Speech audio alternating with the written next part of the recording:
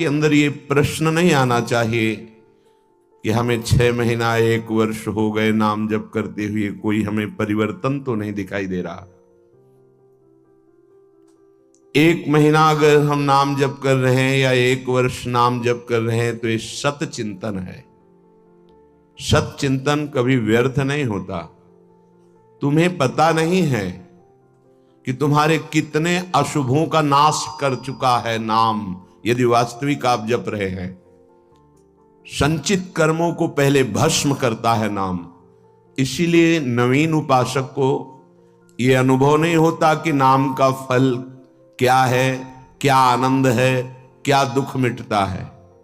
इसलिए प्रार्थना है आप अपने अज्ञान के कारण कहीं नाम जपना ना छोड़ दे कि जब से नाम शुरू किया हमें कोई लाभ नहीं दिखाई दे रहा, हमें नौकरी नहीं मिल रही, हमारा काम नहीं बन रहा, हमारे दुख नहीं मिट रहे और दुख बढ़ रहे हैं। ऐसा आपको माया अनुभव कराएगी। पर आपको दृढ़ विश्वास रखना है सदगुरुदेव के वचनों में, शास्त्र वचनों में, संतवाणी में। इसी विश्वास के सहारे हम अध्यात्म बल से युक्त हो जाते हैं। नहीं तो जब हम नाम जप करते हैं तो सबसे पहला काम नाम का होता है गोदाम में आग लगाना। जो हमारे संचित कर्मों का शुभ अशुभ गोदाम है उसको भस्म करता है।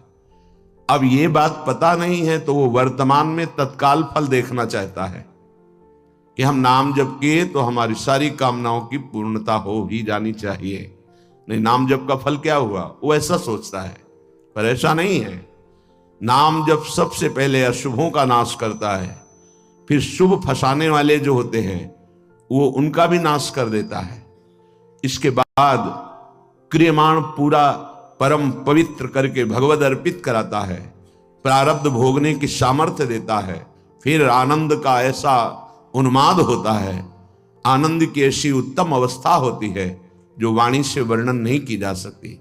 आप धैर्यवान बने, उत्साह पूर्वक नाम का जप, नाम का कीर्तन, नाम का चिंतन करें। परिणाम बहुत मंगलमय होगा।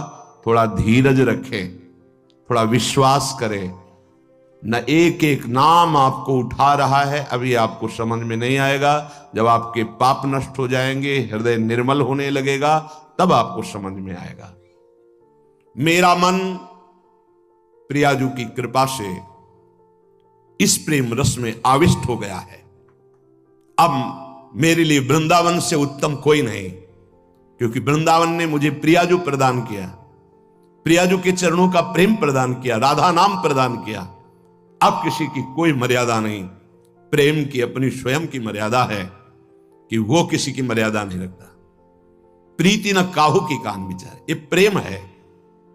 प्रीति की रीति रंगीलो ही जाने।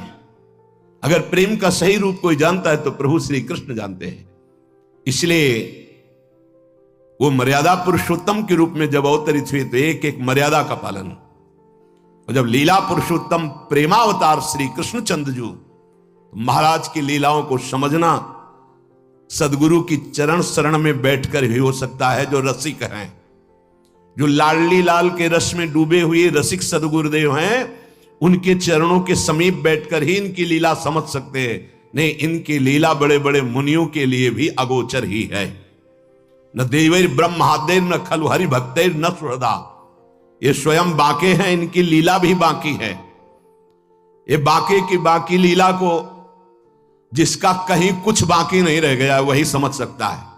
कोई भी चाह, कोई भी लालसा यदि बाकी है तो बाके की लीला को नहीं समझ सकता। जिसका हृदय समस्त कामनाओं से, इच्छाओं से रहित हो चुका है और प्रेम रस का रसिक हो गया है, वो इनकी लीलाओं को जानता है।